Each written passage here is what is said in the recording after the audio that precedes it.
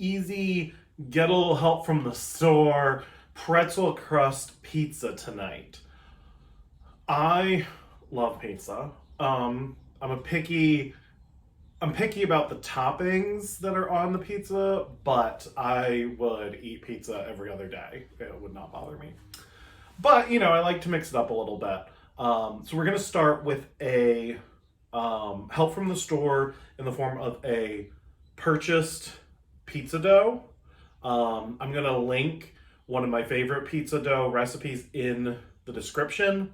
That if you want to make it yourself, that's great. But the ones you can get from the grocery store in the, usually in the deli area, are great. You can also use the ones that come in the tube that you pop open and scare everybody. Or get bread dough from the freezer. Any of those will work the same way for pizza dough. You just want to follow the instructions to bring it to the right temperature so that it's ready to be molded. So we are going to put a little oil on my hands so I can play with this dough a little bit. So a little olive oil, keep it from sticking to your hands. And then we are going to actually break this in half because we're doing a pizza crust. And the method when it comes to making a pizza crust is we're going to have to boil it briefly.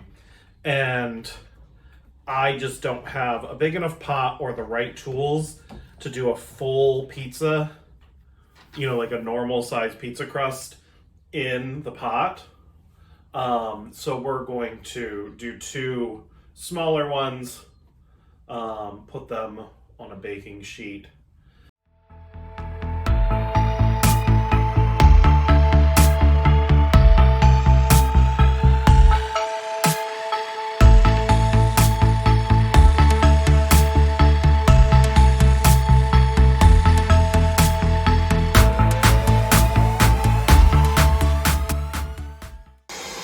Okay, so you need a large pot of boiling water.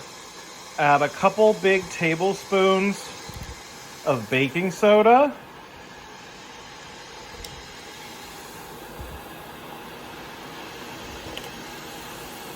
And let that dissolve. Now, once it's come to a boil, I'm going to take one of our crusts and very carefully drop it in. And you only want it in there a little bit.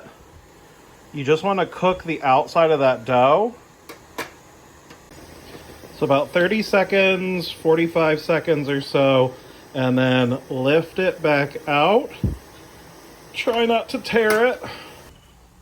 So once the dough's out, you'll notice that it is just a hair golden. Ooh, I did tear it. Let's see if we can get that dough to stick back together. The hair golden, you're going to feel like a sort of unusual texture of sort of stiffness on the outside of the dough. So just kind of press it back into sort of your pizza shape. And then for these, I like to use a cheese sauce. You could use the queso that we have a recipe for. I'll link to that as well. Or use a store-bought cheese sauce, which is what I'm doing tonight, just because it's all about taking some shortcuts. But yeah, a couple, maybe 4 big spoonfuls.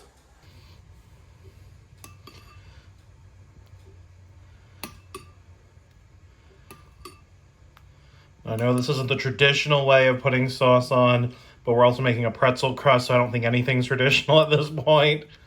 But yeah, just kind of spread it out.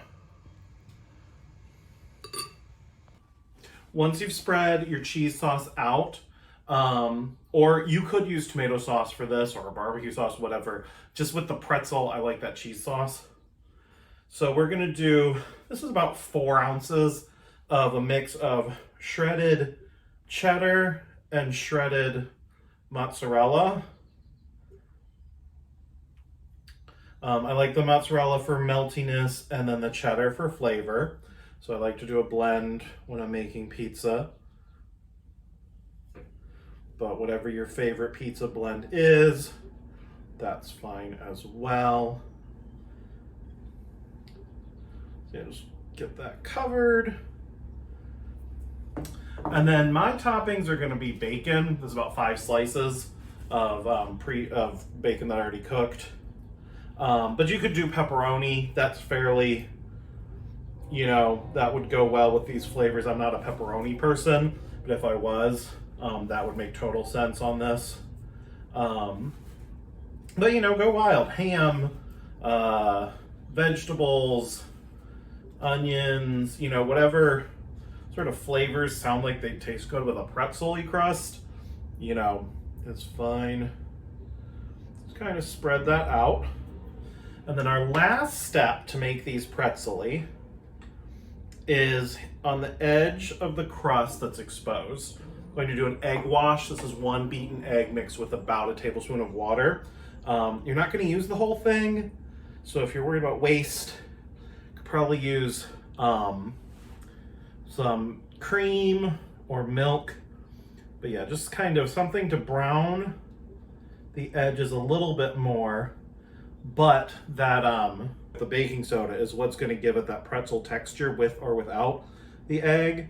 But I like to add sort of a traditional pretzelness to the edge, which, usually is salt, which I have used before.